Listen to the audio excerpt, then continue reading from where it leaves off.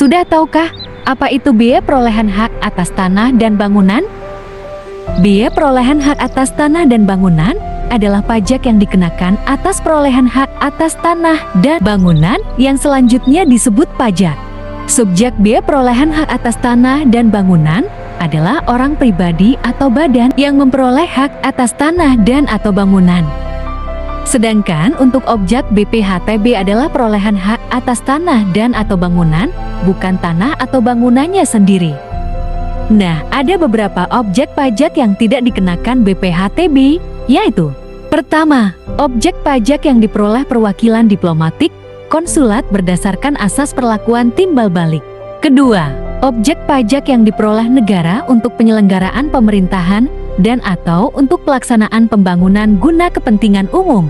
Ketiga, objek pajak yang diperoleh badan atau perwakilan organisasi internasional yang ditetapkan dengan keputusan menteri dengan syarat tidak menjalankan usaha atau melakukan kegiatan lain. Keempat, objek pajak yang diperoleh orang pribadi atau badan karena konversi hak atau karena perbuatan hukum lain dengan tidak adanya perubahan nama. Kelima, objek pajak yang diperoleh orang pribadi atau badan yang digunakan untuk kepentingan ibadah. Lalu, objek pajak ini dapat mengalami pemindahan hak. Alasannya karena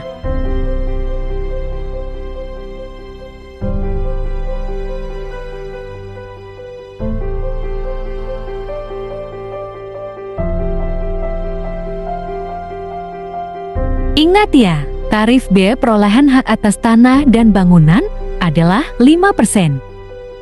Maka cara perhitungan pajak BPHTB adalah sebagai berikut.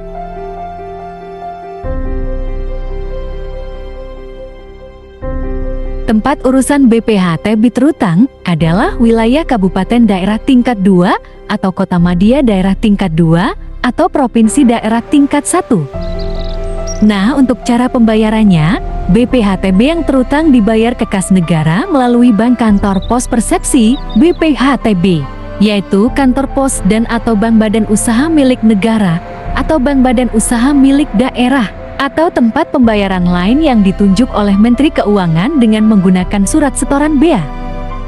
Berikut ini contoh simulasi cara menghitungnya.